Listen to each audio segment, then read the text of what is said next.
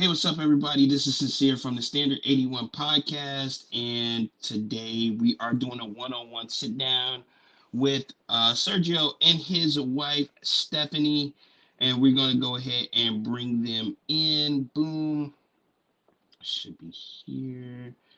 Let's go ahead and... Good. Hey, guys, how are you doing? We're doing good. How are you? I am well. Got a little feedback here. Let me see if I can correct this.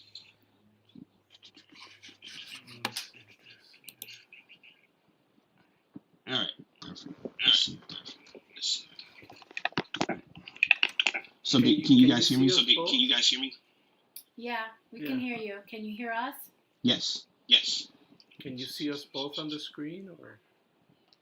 Yes. Okay. Perfect. We're like getting cut off on the side, so I want to make sure that we're good. Anyways, so we're here. Let's get this thing started. Tonight we're going to talk about marriage and what it takes in order for. Let me see one more time. The audio is jacked up. Can you? Okay, let me see volume. All right, here we go. Much better. All right. So I'll take the earphones off. Yeah.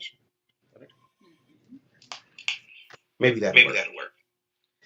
All right, so we're here to talk about marriage and what it takes to be in a marriage, and how to definitely, and some of the pitfalls and challenges that people can face in marriage. But before we get started with that, why don't you tell us a little bit about yourselves and how you guys got together? How we got married? Yeah. Or how we met? How you met, how you got together, all that good stuff. Where do we begin? Yeah. On that one. Okay. You want to take that one? Well, thank you so much for Yes. let us be on the show with you today, Keith. We appreciate it. Our story is long. It's very long. We started when we were 18. When we were 18, we met at work. We were both working, and she didn't like me at first. I didn't. She didn't like me at first, but we got to know each other. We started, going out and stuff like that, and then 4 years later we got married. But there's a lot of things in between. We met. Okay. We met at McDonald's because Yeah. that's where we were working at. Yeah. What? Mm-hmm. Yeah. I was popping fries and he was hanging with his boys trying to get back from work. Yeah. Okay. But, Cool. yeah, so, we met, and like he said, at first I didn't like him. I found him to be, like, annoying, and I was like, what is up with this guy? Like, no, I'm staying away from him. And then, like, we were having a group sit down because we were training to open a new store for McDonald's. This is in Jersey City, and so I didn't want to sit with this particular person, and I was like, I knew he was friends with him, so I was like, okay, if I ask him, it'll kind of soften the blow, and I don't have to sit with this dude by myself. And so I went to the kitchen, and I was like, Serge, and he was like, yeah. I was like, you want to have lunch together? And he was like, yeah. And so I was like, okay. So we sat down and we had lunch amongst our friends. It wasn't like it was just us two. And then, like, I don't know, after that, we kind of, like, hit it off, and then we would walk home to catch the bus, And then we started talking to each other, spending hours on the phone. And then, like, that was what, September, October, or was it August that we started? It was towards the end of the year. Well, that's when we started going. That's when we went on our first date ish. Yeah. He called me Christmas Day, I think it was, right? Like, around September time frame, end of the year, and then we were training, going to different stores, back and forth, and then around Christmas, she was visiting a family member who was 2 blocks away from him. 2 blocks away from where I lived. Yeah. And she was like, "Hey, I'm in your town," and then she's like, "Okay." And then we went out from there, and then we went to the movies, and that was like our first date. We went to the movies. Yeah. And I expected us to like make out at the movies and everything, and this was okay, like, nah, man, I'm trying to see the movie. I was like, wait, what? You actually trying to see the movie? Yeah. And he was like, yeah, I don't believe in kissing while I'm trying to see the movie. So like I said, after that, 4.5 years later, we got married. Yeah. Yeah, and we've been together ever since. So we met at the end of 1989. Wow. Yeah, and we got married in 94. Mm-hmm. And so we just made 29 years. Yep. This past year. Congratulations. Yeah, Thank you. Yeah. So that's a little bit of our story there. Cool. So let me ask you this question. In this day and age, there's a big thing with marriage, reconnecting relationships, and how people ought to get together, because we're realizing that we're not connecting like we used to. What do you think are some of the challenges in relationships and in marriage? Okay. I think social media has a lot to do with it. I think outside influences such as, well, including social media, I think TikTok, things like that, Hollywood, watching celebrities take relationships and then toss them into the wind. Like, there's, whatever, it's, I can dump you and go marry somebody else that I want to, and all that stuff. So the sincerity, the investment in relationships and even in marriages are not where they could be or should be according to the Word of God.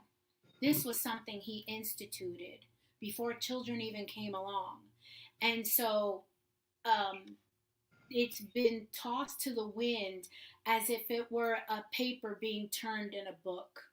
And so when you have influences like that, you don't have the desire all the time, or maybe not as much as you should, to care and focus on your mate. It's easy to just say, well, I don't like him, he's not doing what I'm wanting him to do, or she's not what I thought she should be, and things like that. Everybody's rushing into love and not realizing that there are things that they have to deal with within themselves before they even dare approach a relationship. You have a lot of people, like for him and I, when we first started, we actually were on rebounds. And we swore we were going to cheat on each other and do all that. So see how we started? Cheating on each other, rebound. We were like, oh yeah, we're going to play the field. We're going to have several boyfriend, girlfriends, all that stuff. And when we got together, that completely went out the door. We ended up needing each other. But see, that's not good either, because then you depend on somebody, and that depending is displaced on the person when it needs to be on God. And so there are just certain things that today people have a harder time to focus, because there are so many avenues to get out of a relationship versus staying in it for the long haul. We don't teach people that. They don't see that anymore. Even music, take the music industry for example. The songs of yesteryear, when you had people like, I'm gonna stay with my honey forever, it's you and me for life, it's us against the rest of the world. No, now you got, well, I done left you, you don't give me nothing, I'm gonna go get me a booty call and all this other stuff. It's like, let me go get the buffet because what I got ain't satisfying me. So the desire of the flesh has increased so much that we've displaced all that we're looking for into things that mean absolutely nothing and have no guarantees. And for God. So, specifically for Sergio, what do you think young men or men need to have before they consider relationship or marriages?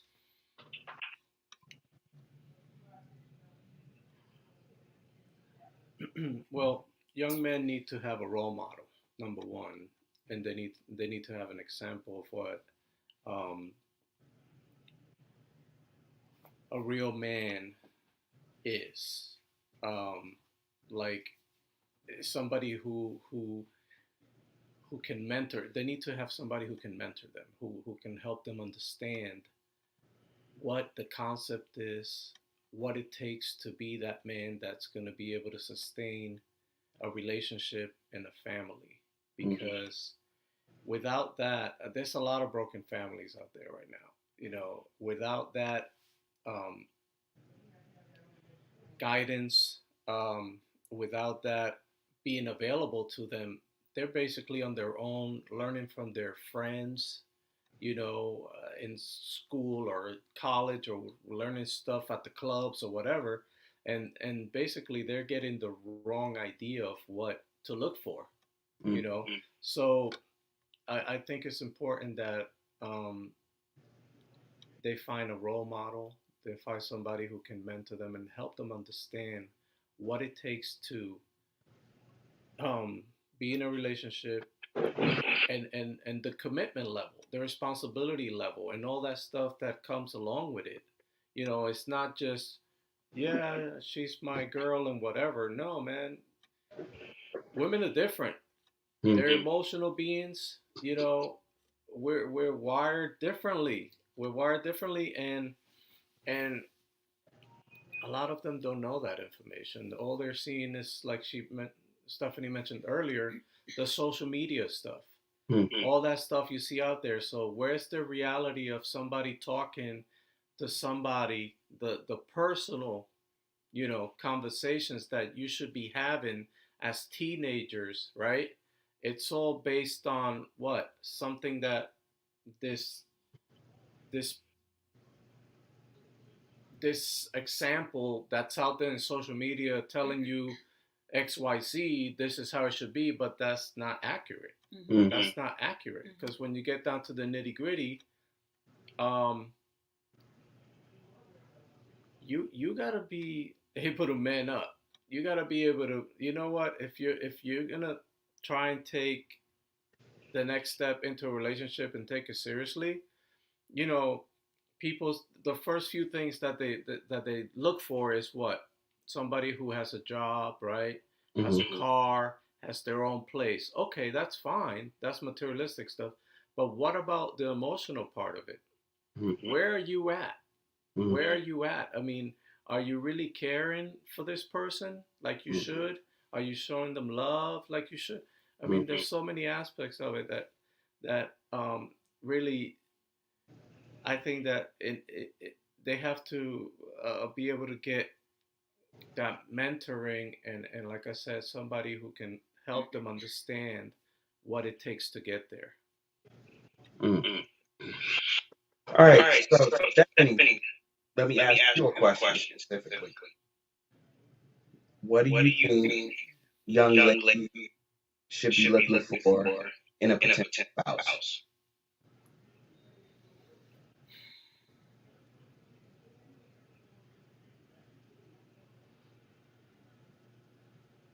So, someone who can communicate, someone who is going to stay in there with you for the long haul, someone who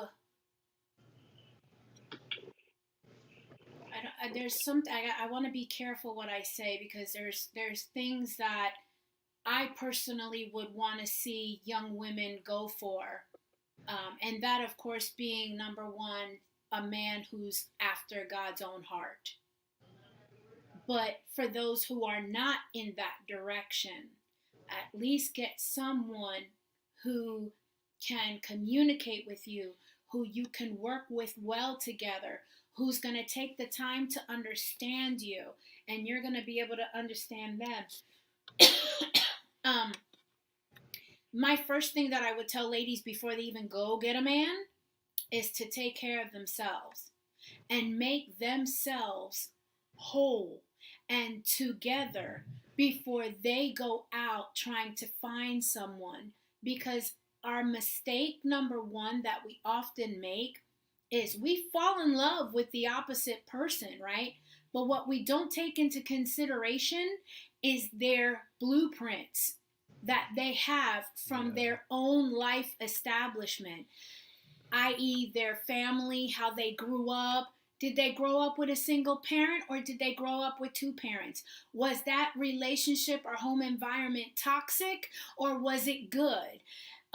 When you look for a spouse, you don't take those things into consideration. So what often happens is that you just take the person you think fits you, not realizing what they grew up with and the values that they have, or the habits that they grew up with, expecting you to fall through with those same habits. And when you don't do those same habits, then you're fighting because they're expecting you to be like, well, this is how I saw it. But you forgot. I didn't live with you. I didn't grow up with you. I had a different household. See, Sergio grew up with his family, but he had an absent father.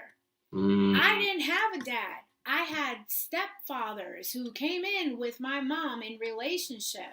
And some of those were abusive because that's what my mom suffered, an abusive relationship, because my grandmother suffered an abusive relationship. So I dealt with that. And I didn't have, like, my father abused me when I was little. So now I've got all this going on. And what happened when I went to go meet him and we started hanging out? I expected him to be my knight in shining armor. I expected him to constantly support me in everything that I did. I expected him to do things that he was not meant to carry. God had to carry. God had to carry. And he even said it to me. He was like, he was never meant to fill that. No one can fill that but me. And when the Lord said that to me, I sat there and I was like, I displaced my absentee fatherhood in him.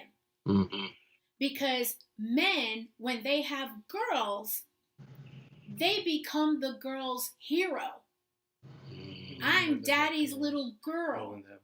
Yeah, when they have a baby, that's what I meant. And so what does she do? She goes out to find a man that is exactly like her dad.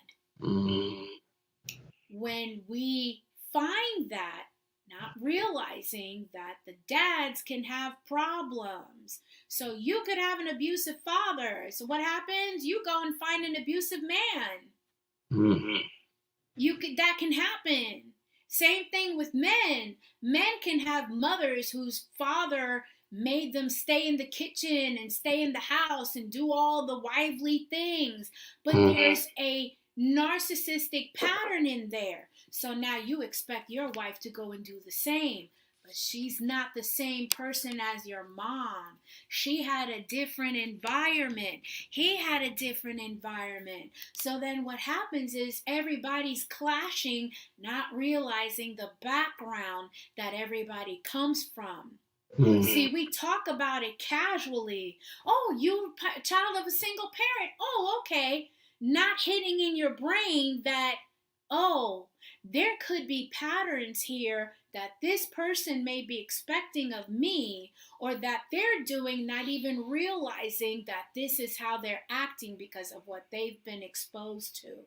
So there is so much that we need to look into within ourselves first before we even think about going and finding a partner. Good stuff. You mentioned faith. I like to say in here core values. But I've let all the people that know I'm a Christian, and that's what I stand. But having said that, what do you think for the both of you is the importance of having core values in your marriage or relationship? Okay, say that one more time, because when you got to the core values, there was something before that we missed. What do you think is the importance of having core values in your relationship, in your marriage?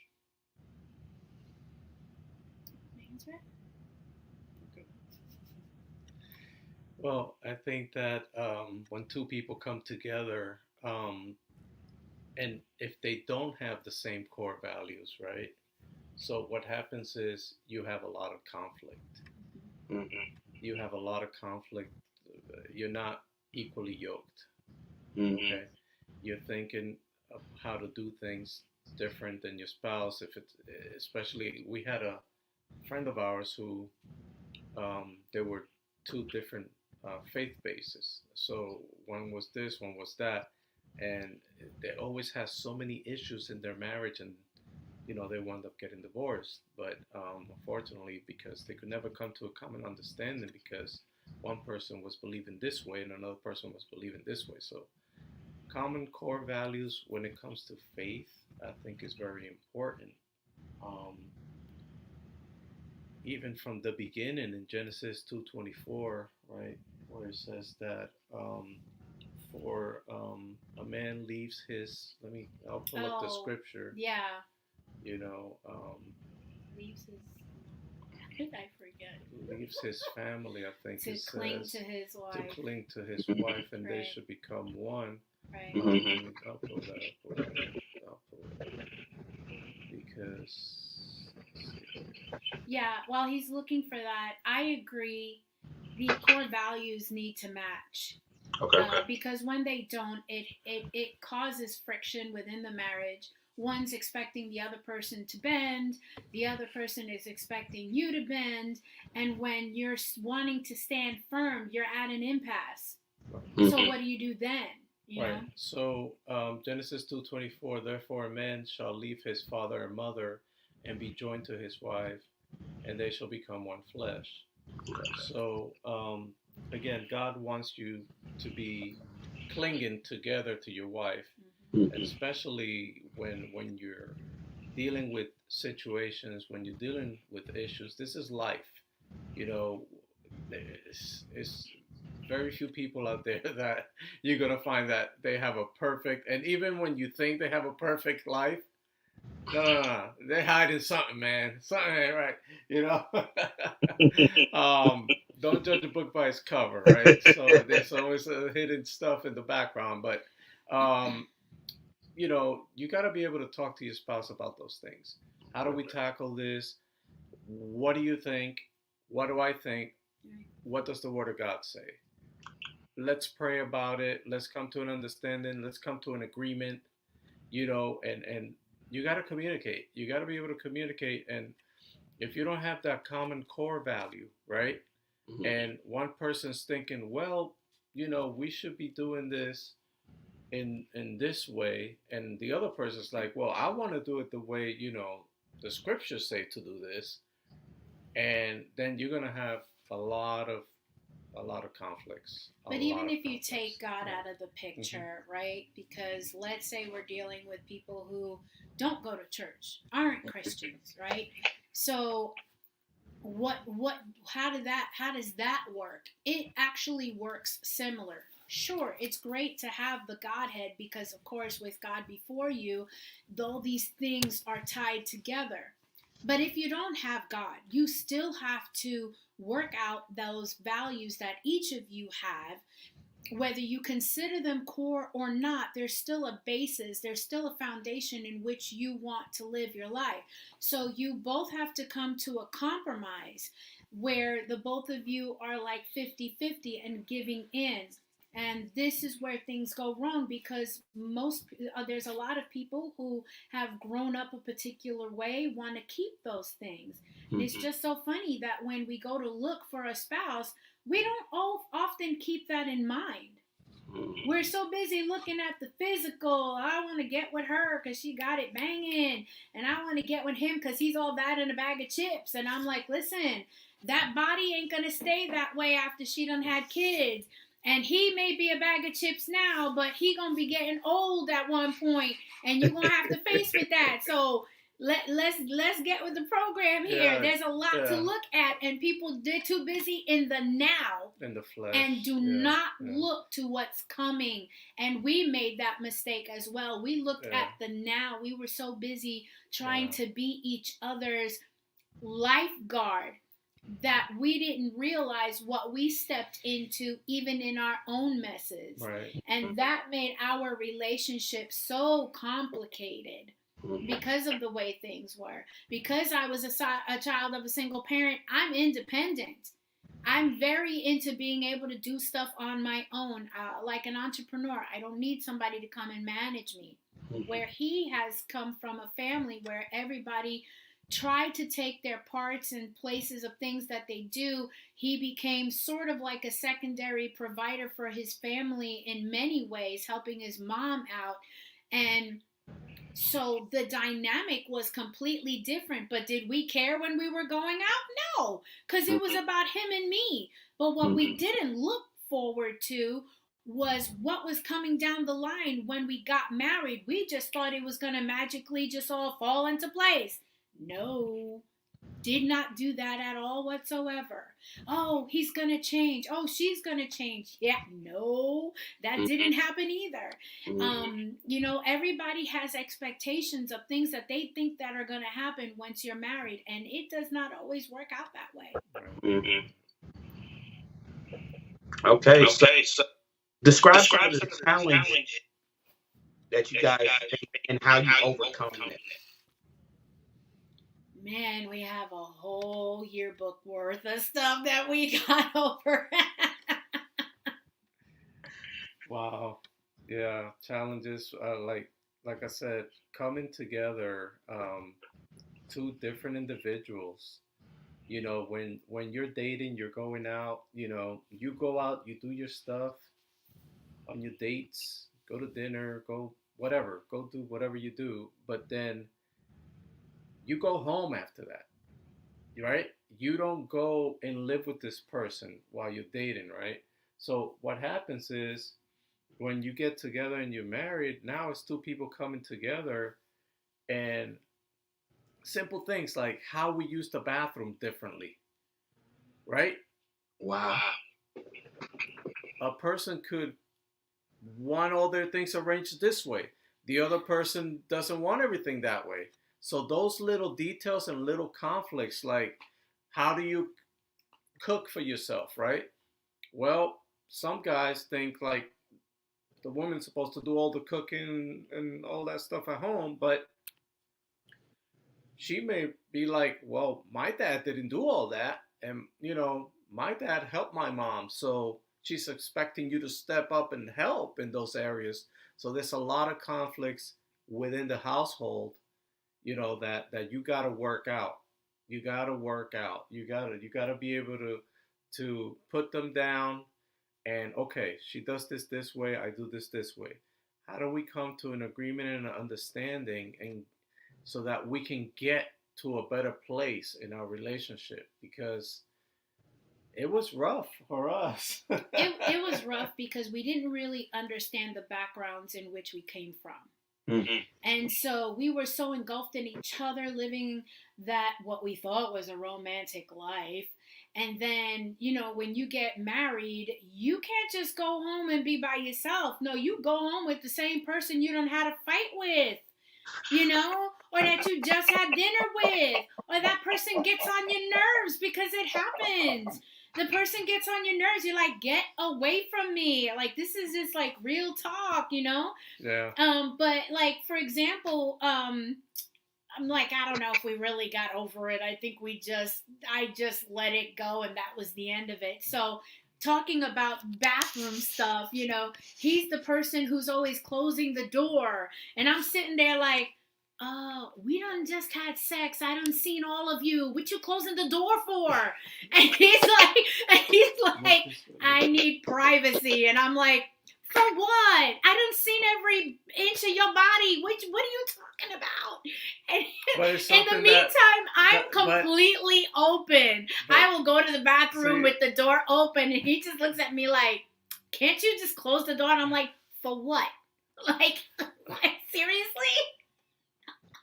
So those little things that just it doesn't have to be a big thing. It's just sometimes it's little stuff that just aggravates you. Yeah. And that you just have to come to that understanding that, okay, this is how this person functions.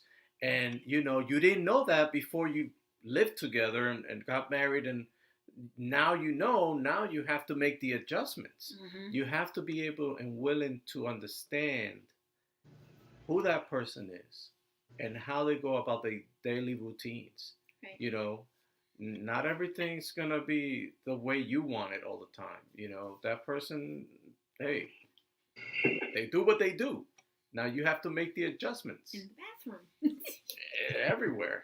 I just leave it alone. He closes the door. I'm like, okay, fine, whatever. It's not a big deal. I'm very like another thing was challenge was I liked, because I grew up with 5, 4 brothers and 1 sister.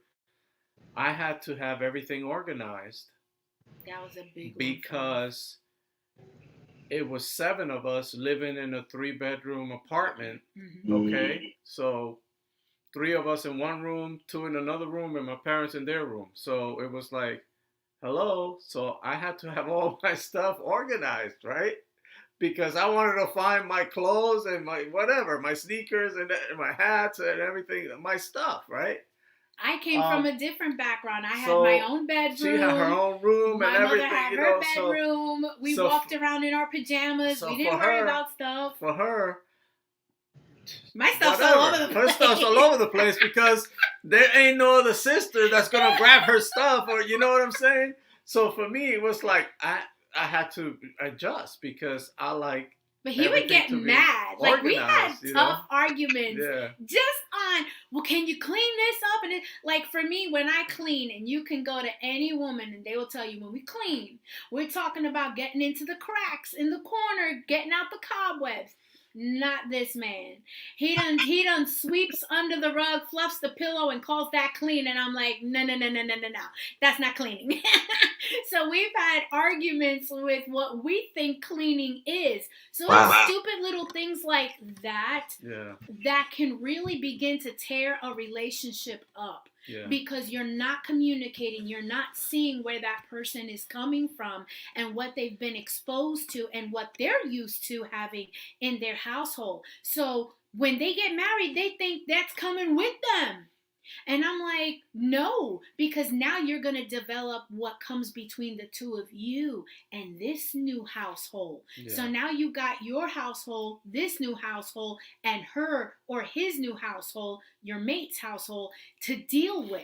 Yeah. And that can cause a lot of friction. Now, yes, I'm more organized than I want to be, but I do that so that it doesn't cause friction, because for him, he's a person who has to have everything in their place. And not that he's anal about it, because there are some people who are, but as long as it's kept somewhat organized, he's okay. Mm-hmm. I don't like that too much, because then it's like, okay, we're living in a lab. I might as well wear a lab jacket and you know, what is that? Neutralize the air in the whole house because he has to have. That's what I'm saying. You're not, but like some people can be, you know, the towels all have to be lined up, and the cans in the kitchen all have to be organized by what kind of can they are. There are some people who are like that. You know, people who are like that. And then there are people who are like hoarders. They have so much clutter that it looks like a complete mess. And to the unknowing eye, it is, but to that person, it each has a sentimental value to them. So, not to say that I'm completely a messy person, but I can, when I'm doing things, yes, I can make a mess because that's just me. But that's what happens. When you're in a kitchen, what are you doing? You're cooking. You're making a mess on the counters. He's one who likes to clean as he cooks. I don't. I like to wait till I'm finished cooking and then I'll clean. He can't stand that. Because he's like, you done left all this on the counter. And I'm like, I'm not done cooking yet. So, you see it? It's silly stuff like that. And like now, he doesn't care as much. As long as I've got it clean at some point, he's okay. But it took grinding on both of us over the years to be able to do that. When you find somebody who's got the same things as you won't have that problem because it's not there. It's not in existence. If both of you like a clean house, then both of you are going to make sure that it gets done and you won't have to fight with each other about it because that's one thing you have down packed. Mm-hmm. Yeah. So what would you say to people that say it's better to live together first before getting married for exactly what you just described? You want me to go first? What do you want? So, whether you're trying it out first or getting married without trying, the problems are still going to be there. It don't matter because, see, when you're living with somebody, you're doing a test drive. So you can always bring the car back when you're at a dealership. When you take the car for a test drive at a dealership, you know it's going back because you don't know that 100% you want it. But when you want it, you take it as it is. And therefore, whatever problems arise, you're going to have to work with it even after. So whether you do, when you're with somebody trying it with them, that exit is still at the back of your mind. Yeah. I can always leave if it doesn't work out. Because really, if you're going to hang out with somebody for 10 to 15, 20 years, what's keeping you from getting married? Really, what's keeping you from getting married? You with somebody for 10, 15 years. In some states, you have that known as a common law marriage. Right. Because you've been with, come on. What, you just adding the paper. Right. But and you're dealing with it, and that's great. So the next eventual step would be to get married. The other one, not getting married, you just always leaving yourself an exit. It may not be in the forefront of your mind, but in your subconscious, it's there. Even when we were like married and we would have an argument, I'd be like, I'm out. I'm out of this relationship. I don't like you right now. I'm out. You know, I never was going to divorce him, but like still, it's in the back of your head. You know, so when you are roommating with that person, you always have that availability to be able to tap out when you want to. When you're married, there's a whole bunch of red tape you got to go through before you can tap out. But that don't stop people from doing it anyway. So the rules of engagement are whether you are married or not, they're still there. Yeah, they are. And to add to that, I look at the core values, right?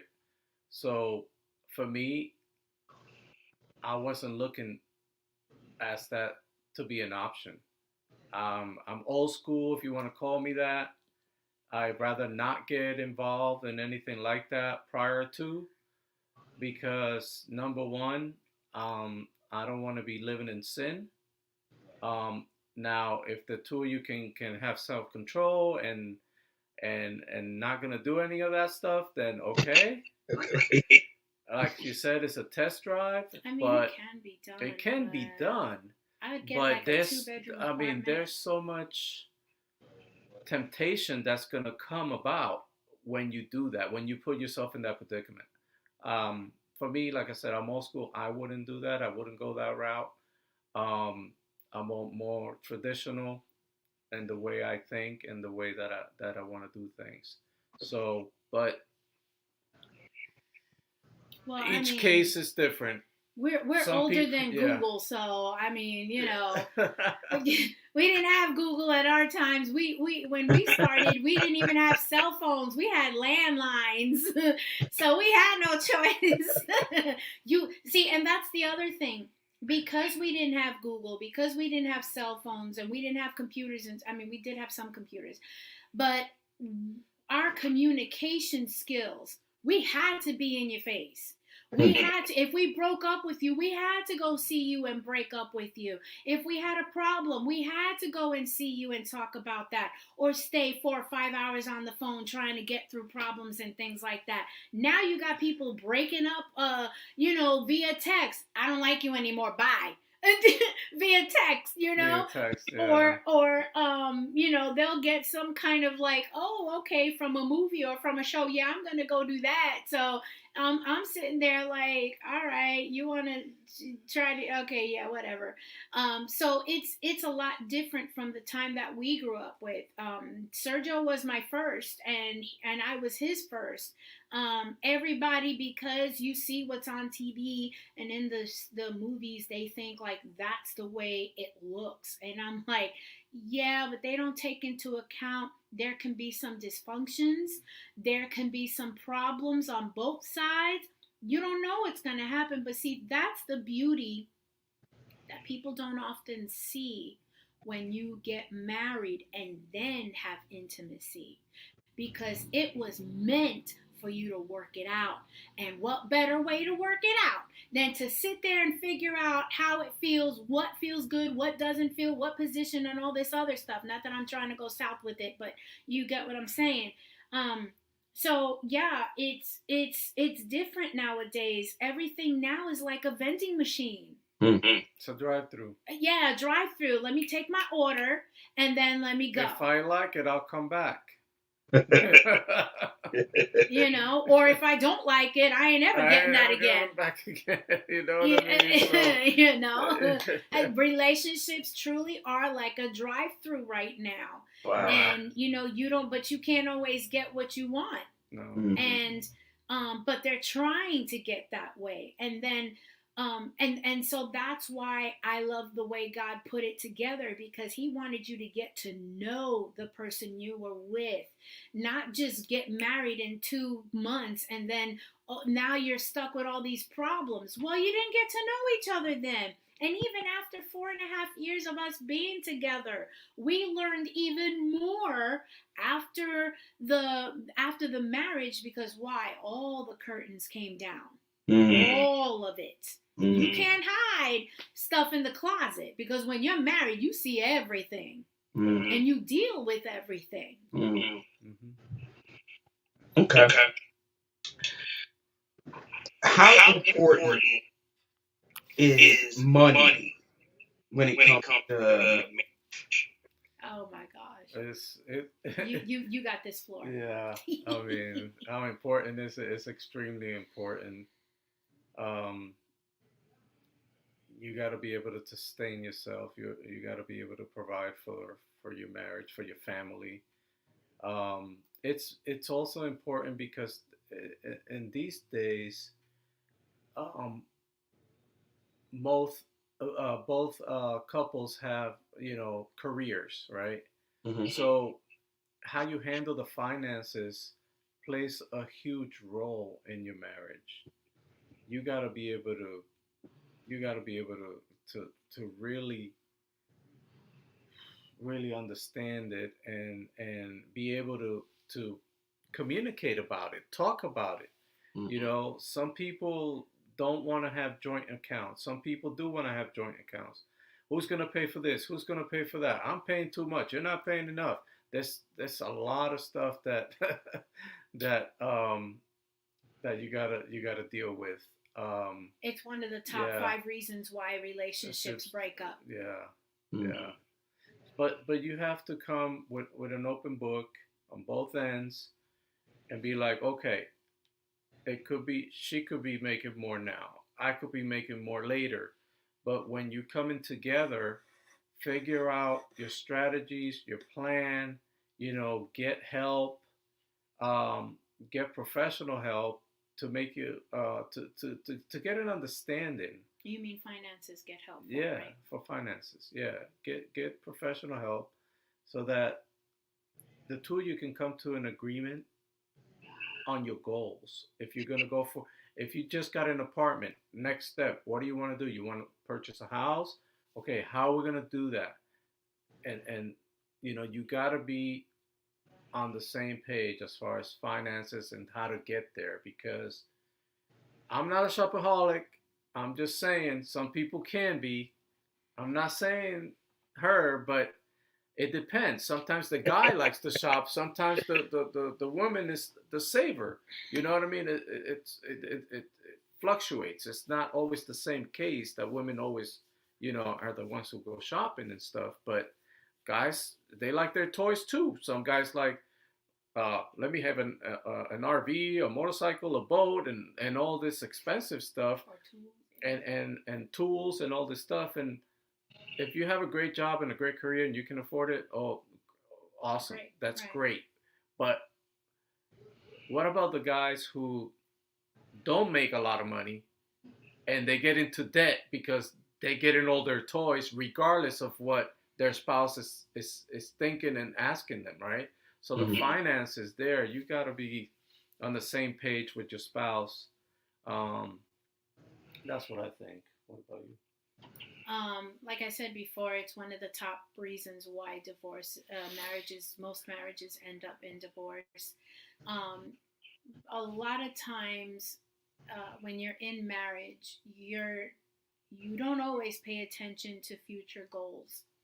You don't always have the things that are coming down the road to think about because you're in the love phase, and then kids come along, and then you're all worried about that, and just maintaining and things like that. So anything future wise doesn't come until it's upon you, and then you're having to deal with it. My advice would be, make sure that you communicate very well about your finances, where investments might take place. I wish years ago that somebody would have came into our lives and spoke to us about investments, because now we're having to fight and struggle for that at our age. And so, and then when it comes to, well, one day when we're not gone, what do we leave our daughter? So that's something to think about. Also, where do you see your marriage going? Is there a vision for it? Nobody talks about that when it comes to marriage. Marriage should have a vision.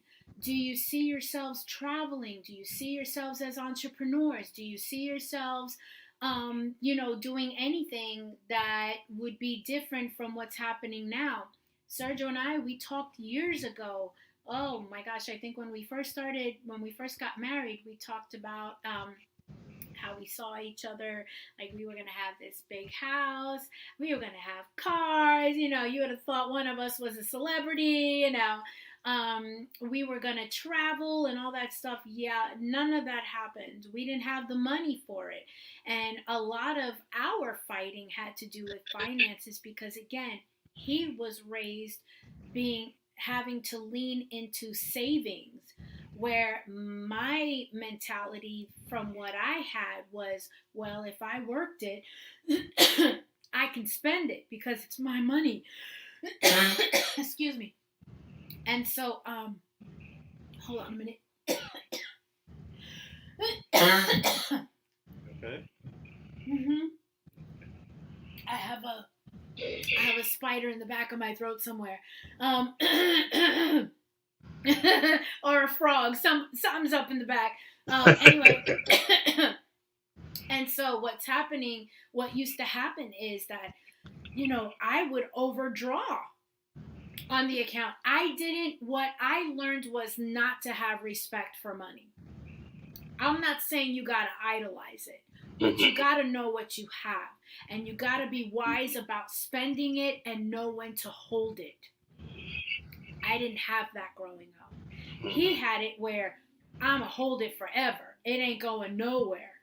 So what would end up happening is we wipe each other out. I spend, he saves. We're getting nowhere. Again, another impasse.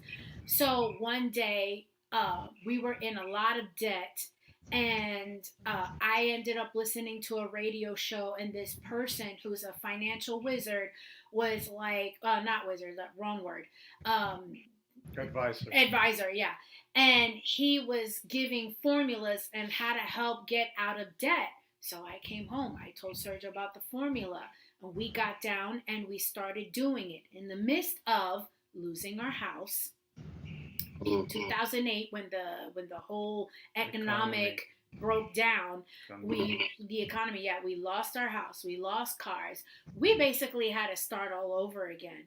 But it worked in our favor because of the fact that we found a place that we could afford the rent and enough to be able to build on paying off the bills and stuff. And it wasn't until after that I learned that I was in the wrong. I needed to pay a little bit more attention and be more respectful to the way money works. And then Sergio was like, he had to learn how to be just a little bit flexible with the holding of the money, but enough where we can still save, because there are times when things come up in emergencies and what you got? No money, because everybody done spent it on stupid things that don't last. So finances play an extremely important role in relationships and in marriage. And if you are going to go into marriage with somebody, or you're going into a relationship with the hopes of getting to that point, then you're going to want to talk about finances. You're going to want to know, where do you see yourself in 5-10 years? Where do you see yourself when we're 60 and 70 years old? Are we going to have money? Because Social Security, we were never told that it was only going to be 40% of our income. So where's the other 60% coming from? So these are things that we have to look and inquire about and understand. Are we coming into agreement about where we see ourselves? And how do we stay stable when somebody loses their job or loses any opportunities, or the entrepreneurial business had to be shut down because there was no more clients? Then what do? You got to be able to have a safety net. You got to be able to be, okay, can you live without a house? See, for me, I don't need a house. I like a house, don't get me wrong, but I don't need it. My thinking is, as long as Sergio, me, and our daughter are together, I don't need a house. So if he lost his job for any reason and we had to sell this house, it's gone. I can't take this house to heaven. You know what I'm saying? So it ain't going anywhere but here. So, but some people, they really want to live in a house, and, that's everything to them, and that's fine. Then you need to set yourself a little nest so that in case things happen, you can still pay your mortgage and you won't lose your house. Right. Yeah, they are very important. So, yeah. Okay. See how you guys said the back door, right? To be able to escape.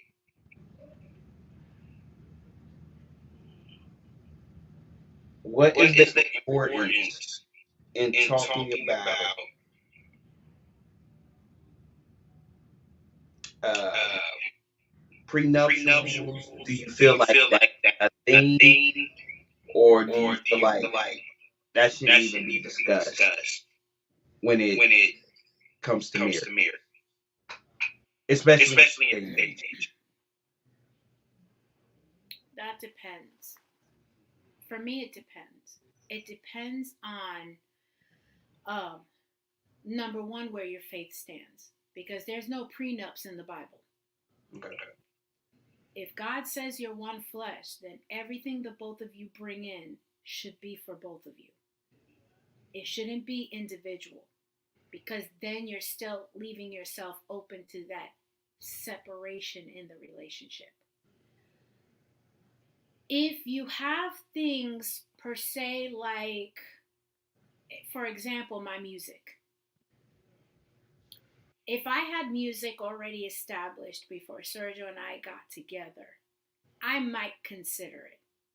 Because, of course, that's something I started, that's something I'm building up, and all that stuff. Again, faith aside, I might consider that. But I wouldn't want it to be in the sense of, well, because I got everything, you don't get not even a dime of it. Mm-hmm. Some people are like that. I made all this money. It's all my coins. You ain't getting not one coin of it. That would be detrimental to the other person. Not to say that that person wants to have any coins, but then it's like, where's the trust? There's a level of trust that has to be there. Now, there are some who be like, I don't care. I trust you, yes, but I still want this to be mine. That's something the two of you are going to have to come to an agreement and an understanding about. Mm-hmm. For me, I started my music career after we got married.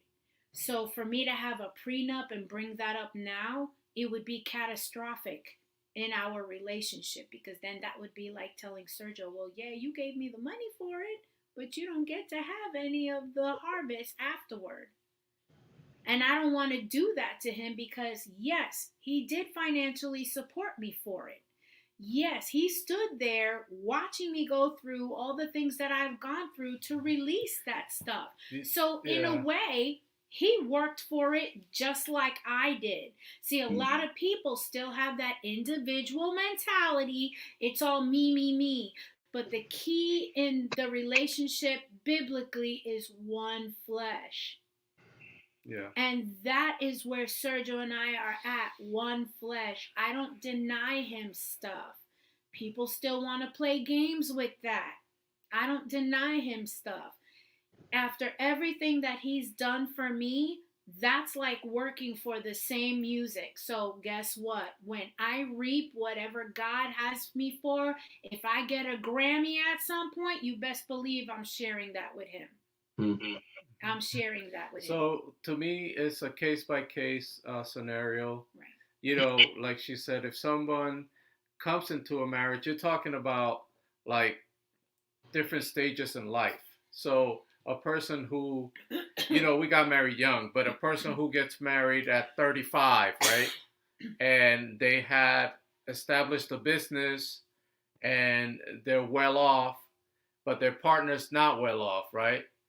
So they can have some type of agreement where, listen, I made this fortune, right? I made this company grow. And okay, I'm still gonna work it, but from here backwards, you know, this is what I built. This is my empire, right?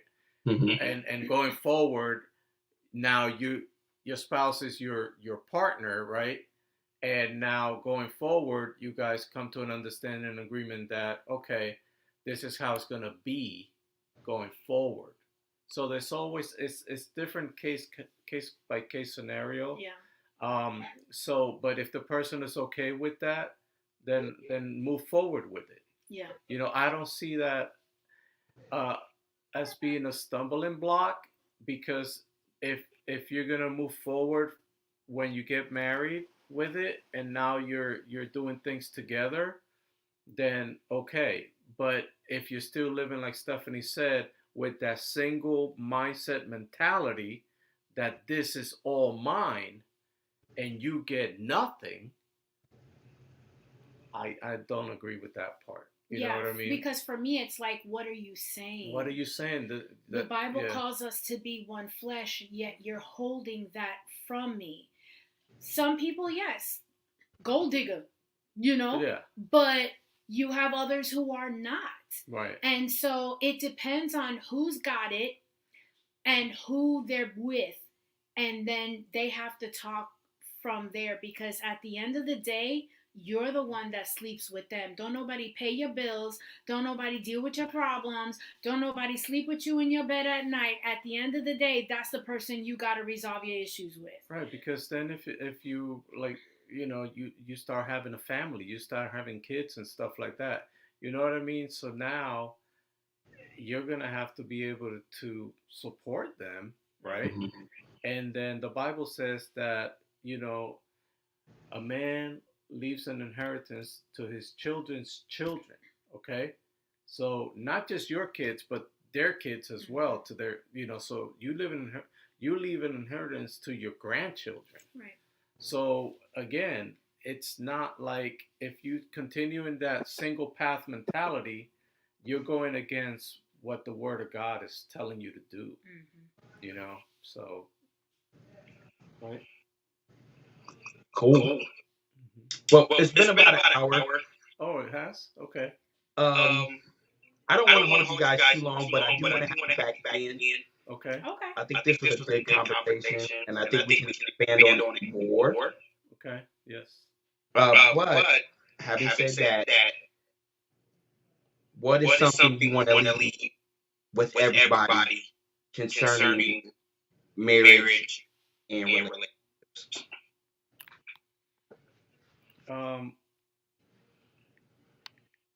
What I want to leave is something that we both came to understanding, that agreeing with your spouse and coming together when you're having difficulties, when you're praying about stuff and things that you need to have done in your favor, was big for us. So we do have, our Facebook show, which is Back to Back Marriage Podcast, right? So one of the episodes that we talked about, and this is what I just want to throw this out there real quick, it was called The Power of Agreement in a Marriage, right? And the definition of the word agreement is an arrangement as to a course of action, a contract duty executed and legally binding, a legally binding arrangement between two parties as to a course of action.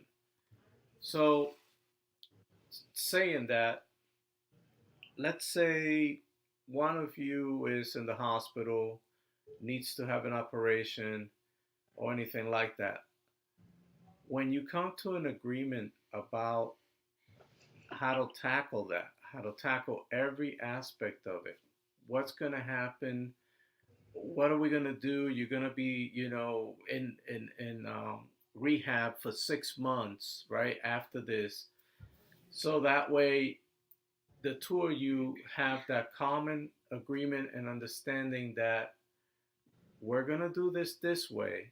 And there's no if and buts about even thinking about, well, I can't deal with that. I'm going to leave you because that's too much for me to handle. You know what I'm saying?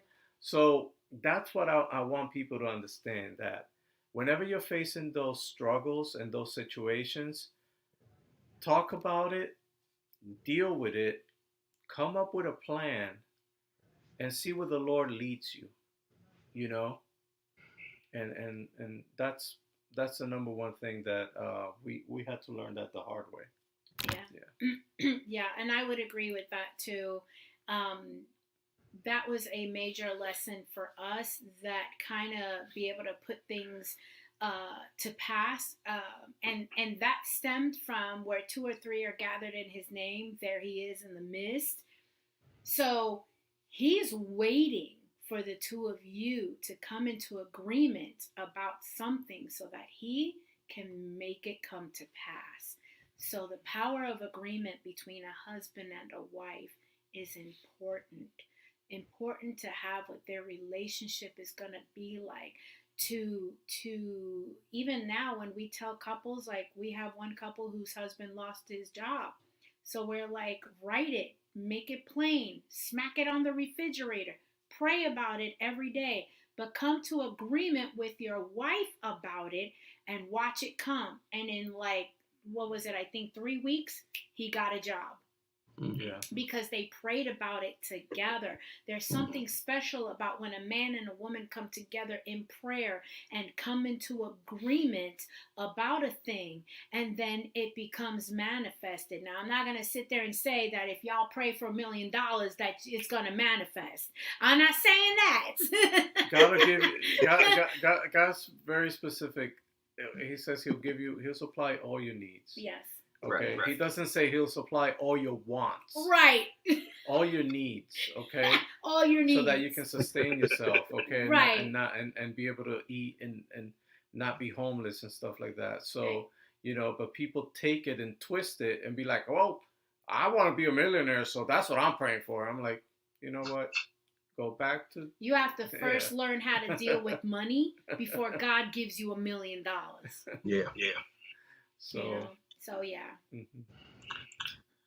All right. Well, do you guys want to shout out any of your socials or things you got coming up? What do we have coming up? Do we have anything up? I don't think so. Not yet. Oh, well, wait. Okay. So like I mentioned before, I got music. So I am on every digital platform. I have a Christmas song named Messiah. And if you look for Stefanie with an F, you will find me, Stefanie Miranda, on Amazon, Spotify, Pandora, iHeartRadio. I'm all on there. And my Christmas single, Messiah, is out. I encourage everybody to buy it. It's just 99 cents. And or add it to your playlist. And I think it'll bless your heart. It's about the Lord going from birth to the cross. And it's a good, heartfelt Christmas song. Instead of singing about jingle bells, I'm talking about the Heavenly Father. So I wanted to do a little thing for that. And our church, RCC, Remnant Christian Center in Apopka. And so that is our family, and we love all of them. And if anybody needs a home church, this is the church you want to be planted at. It will give you what you need. You need to be at RCC. And also, if you feel like you need more information or you want to know more about marriages, go to our page, Back to Back Marriage Soapbox. And that's right? Back with the number 2, back Marriage Soapbox. Yeah. But you can do back to back. And we have a lot of information there. We have a lot of videos and a lot of shows that we've done. And actually, it started in during COVID when everything was shut down, when God had us Friday nights start that show. So yeah, a lot of information out there. So just go look up the page if you feel like you need more information and want to know more. That's on Facebook? Yes. Okay. And on Instagram. Cool. Yeah. Cool. Well, Stefanie, Sergio, it's been a pleasure. I'm definitely going to have you back for a part 2. Oh, okay. Yes. And we'll discuss more. We'll get into more details. Yes. This was broad. We'll put it into more detail, and maybe I'll have some highlight. Okay. But I think it's good. Okay. All right. Thank you. Enjoy the rest of your night. Thank you so much for having us. All right. Thank you. Have a good night. Have a good night. All right.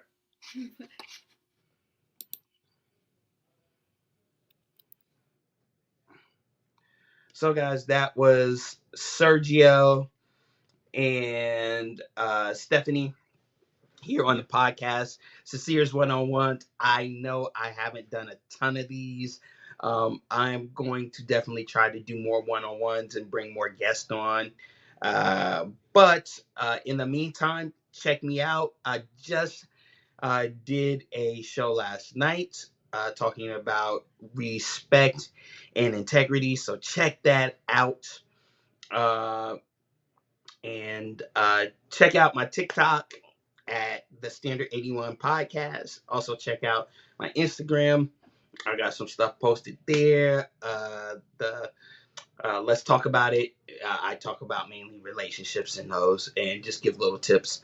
Other than that, I will see you guys next time for the next Sincere 101, where we will have another guest and we will be having conversations. God bless you all. Peace.